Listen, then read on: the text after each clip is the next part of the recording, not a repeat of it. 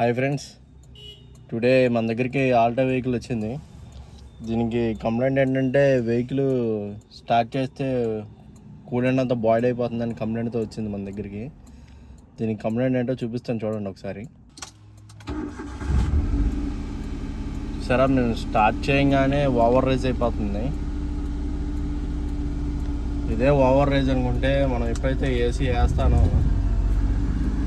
ఇంకా over rise అయిపోతుంది vehicle. బండి ఎంత రైజ్ అయితే మరి కూలెంట్ బాయిల్ అయిపోద్ది.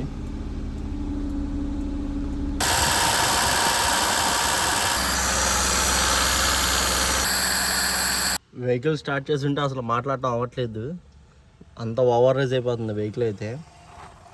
ఫ్యాన్ మోటార్ తిరుగుతుంది. ఈ వాల్ కూడా క్లియర్గానే ఉంది, ఏసీ వాల్ కూడా.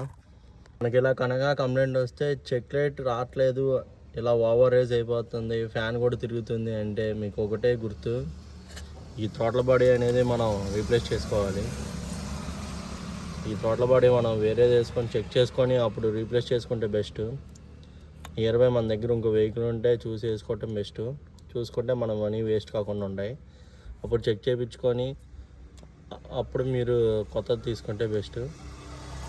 మీకు మనీ సేవ్ అయ్యిద్ది, వెహికల్ కంప్లైంట్ రిజాల్వ్ అయ్యిద్ది.